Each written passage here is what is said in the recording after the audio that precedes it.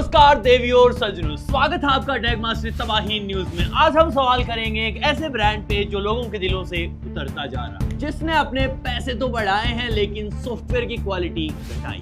तो ये रहा अगला सवाल आपसे, क्या आप एक OnePlus फैन हो? क्या आपने भी 11T का वेट किया और निराशा हाथ लगी? और क्या आप भी उम्मीद में हो कि OnePlus 12T आएगा? और क्या आप भी अगले फ्लैगशिप किलर का उम्मीदवार ढूंढ रहे हो? तो खुश हो जाओ क्योंकि हम ले आए हैं उम्मीदवार 12T कहलाने का। हाँ, इसके ऊपर Ace 3 Pro लिखा है क्योंकि हमने इसको डायरेक्टली चाइना के रास्ते से इंपोर्ट करवाया है, लेकिन ग्लोबली ये जब भी लॉन्च होगा तो 12T या फिर 13R के नाम से लॉन्च होगा। तो उससे पहले कि इसकी सारी चीजें खोल के मैं आपके सामने रख दूं, सब्सक्राइब करके बेल आइकन को प्रेस कर लो क्योंकि उसके बाद मेरे कलेजे को ठंडक पड़ जाएगी और ज्यादा अच्छा रिव्यू हो जाएगा। सबसे पहले जो नई नवेली चीज है वो है इसका डिजाइन। अब आप बोलोगे इसमें नया क्या है? भाई नया नहीं होने के बावजूद भी नया है। अभी मेरे पास ये है OnePlus 12। अब इसके कंपेयर में जब आप इसको देखोगे तो जो इनकी कैमरा फ्रेम है वो मोल्ड होके इसकी फ्रेम को टच कर जाती है और ये उभरा हुआ दिखता है, लेकिन इस बार वाला ऐसा बिल्कुल भी नहीं है। ये लगेगा बिल्कुल वैसा ही, लेकिन ये सिर्फ लाइन है, ये बिल्कुल भी बैक ग्लास से उठा हुआ नहीं है और ये कैमरा रिंग जो है वो अब फ्रेम से अलग हो चुकी है। हमारे पास ये प्योरली ग्लास बैक के साथ है, लेकिन ये सिरेमिक और वीगन लेदर के साथ भी आता है। फील बिल्कुल मस्त सी है, प्रीमियम है, कर्व डिस्प्ले है, साथ ही में लाइट वेट नहीं होने के बावजूद भी लाइट वेट है। आगे चल के बताऊंगा कैसे। अगर डिस्प्ले की ही बात करें तो इसके अंदर 6.78 इंचेस की सुपर एमोलेड 120 हर्ट्ज वाली डिस्प्ले है और ये एक LTPO पैनल है। जो एक OnePlus की फ्लूइडिक एमोलेड डिस्प्ले होती है, सेम वही इसके अंदर भी कैरी फॉरवर्ड की गई है। कंटेंट कलर्स डेफिनेटली आपको बहुत ही अच्छा देखने को मिलने वाला है, लेकिन थोड़ा सा बोरियत हो जाती है जब आप देखोगे कि OnePlus 11 भी ऐसा ही दिखता है, 12 भी ऐसा दिखता है, डिस्प्लेस भी ऑलमोस्ट सेम है और जो इन हैंड फील है उसके अंदर भी बिल्कुल भी चेंज नहीं हुआ है, वो बिल्कुल सेम है। बाकी यूजफुल सारे फीचर्स हैं इसके अंदर। IR ब्लास्टर है, OnePlus का आइकॉनिक अलर्ट स्लाइडर भी है जिसके अंदर आप साइलेंट, रिंग मोड या फिर नॉर्मल मोड में कर सकते हो। और जो इसके हैप्टिक्स हैं वो एक नॉर्मल फोन के बजाय काफी स्ट्रॉन्ग हैं, जो आपको बहुत अच्छा फीडबैक देंगे और इंक्लूड करके काफी अच्छा एक्सपीरियंस मिलने वाला है। और क्योंकि ये हमारे पास एक चाइनीज वेरिएंट है, इसलिए इसके अंदर वो सब कुछ मिलता है जो कचरा हमने इंडिया से बहुत पहले साफ किया था, जैसे यूसी ब्राउजर, टिकटॉक भरा हुआ है। नेक्स्ट हम बात करते हैं कैमरास की। इसके अंदर ट्रिपल रियर कैमरा सेटअप है with 50 megapixel primary sensor Soni IMX890, साथ ही में 8 मेगापिक्सल का अल्ट्रा वाइड और 2 मेगापिक्सल का मैक्रो सेंसर। 2024 के टाइम पे प्रीमियम मिड रेंज में 2 मेगापिक्सल का कैमरा देने के लिए OnePlus को दिल से गालियां बंद कर दो भाई ये सब, क्योंकि जिस प्राइस रेंज में आप ला रहे हो वहां पे ये सब सूट नहीं करता। हमने इसके मेन और अल्ट्रा वाइड से बहुत सारी पिक्चर्स क्लिक करी हैं। जिस प्राइस रेंज में आएगा उस हिसाब से डेफिनेटली काफी अच्छी पिक्चर्स विद डिटेल और 16 मेगापिक्सल का सेल्फी सेंसर है। और OnePlus के अंदर बेकार कैमरा मिले ऐसा बहुत कम ही होता है, लेकिन जब तक ये इंडिया में आएगा तब तक इसके अंदर बहुत सारी पोस्ट प्रोसेसिंग और एल्गोरिथम ऐड हो चुके होंगे इंडिया के हिसाब से। और ये है इसका 4K 60 FPS बैक से काफी स्मूथनेस ऐड कर रखी है इसने। डेफिनेटली देखो, हाथ लाते ही इसके ऊपर फोकस आ जाता है, बाकी सारे ब्लर हो जाते हैं और जैसे ही मैं इसको उठाऊंगा इंस्टेंट फोकस है लिटरली, देखो इसको। और साथ ही में कलर शिफ्ट भी बिल्कुल नहीं है, स्टेबलाइजेशन काफ़ी अच्छी है। इवन मैं थोड़ा सा दौड़ के दिखा देता हूँ जिससे आपको और बेटर आइडिया हो जाएगा। लेकिन डिसअपॉइंटमेंट है इसके फ्रंट से। 1080p 30 FPS only. देखो मैं उंगली कभी और हिला रहा हूँ, इसमें हिल कभी और रही है।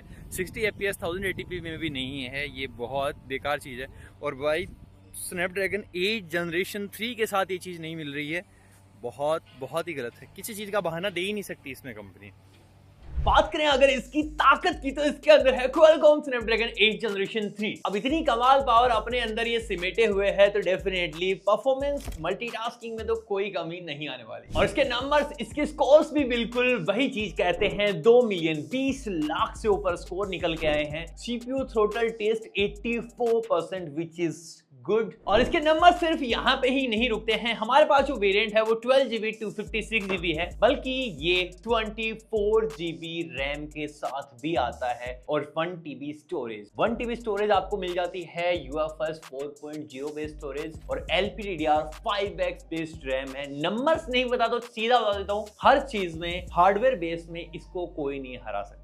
इवन जब आप इसमें हाई एंड गेम्स भी खेल रहे हो जैसे एस्फॉल्ट 9, BGMI, तो ये एकदम हाई एंड सेटिंग्स पे आपको रन करवा देगा 90 FPS पे, कोई प्रॉब्लम नहीं है। जेंसन इम्पैक्ट के साथ इन्होंने स्पेशल कोलैब करा है, तो रिजल्टेंट आपको जो फ्रेम मिलते हैं वो 120 FPS तक मिल जाता है। तो इसकी परफॉर्मेंस का तो लेवल डेफिनेटली अलग ही है। और जो OnePlus की स्ट्रेटेजी रही है कि भाई प्राइस भले ही बढ़ जाए, जो ओवर द पीरियड बढ़ती हुई दिखी है, लेकिन हार्डवेयर के साथ इन्होंने कभी कोई कॉम्प्रोमाइज नहीं करा, सॉफ्टवेयर का भट्टा बैठा दिया, which is a different thing. और सबसे तगड़ी चीज जो इसके अंदर लगी है वो है इसका बैटरी डिपार्टमेंट। इसके अंदर है 6100 यानी 6100 mAh की बैटरी। इसलिए मैंने स्टार्टिंग में कहा था कि ये भारी होके भी बिल्कुल भी भारी नहीं है भाई, इस लेवल की इंजीनियरिंग करी है। और मुझे लगता है कि ये धीरे धीरे स्टैंडर्ड बनने वाला है नेक्स्ट ईयर में, क्योंकि 5500 mAh तक हमने देख लिया है जो अगले साल फ्लैगशिप्स में आएगा, और ये मिड रेंज और अपर मिड रेंज में 6000 या 6500 mAh की बैटरी मिलने वाली है। और इस मैसिव बैटरी को चार्ज करने के लिए इसके बॉक्स में आता है 100 वोल्ट की ये चार्जिंग ब्रिक, जो इसको 40 मिनट के अंदर 90% चार्ज कर देती है। और साथ ही इसमें Wi-Fi 7 और Bluetooth वर्जन 5.4 भी है। तो लिटरली ये एक कंप्लीट पैकेज है in terms of power, display, look, at the same time India में आने के बाद सॉफ्टवेयर भी और कैमरा। ये चाइना में लॉन्च हुआ है 3199 युआन में, कन्वर्ट करोगे तो डायरेक्टली बनते हैं 40,000 रुपीज। और इस प्राइस रेंज में अगर ये इंडिया में लॉन्च हो जाता है तो इसकी टक्कर का परफॉर्मेंस सेंट्रिक स्मार्टफोन कोई होगा ही नहीं। इवन दो OnePlus के साथ आपको सॉफ्टवेयर एक्सपीरियंस भी अच्छा मिलता है, साथ में कैमरास भी अच्छे हैं, ओवरऑल एक्सपीरियंस भी अच्छा है। तो not only performance centric smartphone, ये एक ओवरऑल कैटेगरी को टारगेट करता है। और 40,000 में एप्पल और सैमसंग के यहाँ बहुत सारे ऑप्शंस नहीं मिलते हैं। रिजल्टेंट एकमात्र ब्रांड बचता है जिससे आप एक रेप्यूटेड स्मार्टफोन खरीद सकते हो। अभी तो ये जो फोन है इसके अंदर चाइनीज सॉफ्टवेयर ही रन कर रहा है। चाइना में कलर OS ही रन करता है, ऑक्सीजन OS इंडिया में आने के बाद इसके अंदर डाल दिया जाएगा, लेकिन एक्सपेक्ट ये करते हैं कि इंडिया में एटलीस्ट आ जाए, क्योंकि लास्ट ईयर का OnePlus Ace 2 Pro भी इंडिया में लॉन्च नहीं हुआ था। फिर चाहे ये OnePlus 12T बन के आए या फिर 13R, बस इंडियन ऑडियंस के हाथों में लगना चाहिए। बाकी आप नीचे कमेंट करके बताओ कि आप कौन सा OnePlus का फोन यूज कर रहे हो, और अभी तक OnePlus से प्यार है कि प्यार कहीं और शिफ्ट कर लिया है आपने। बाकी वीडियो यहीं पे खत्म हो जाती है, लाइक से सब्सक्राइब कर देना। मैं मिलता हूं आपसे अगले वाले वीडियो में, तब तक के लिए।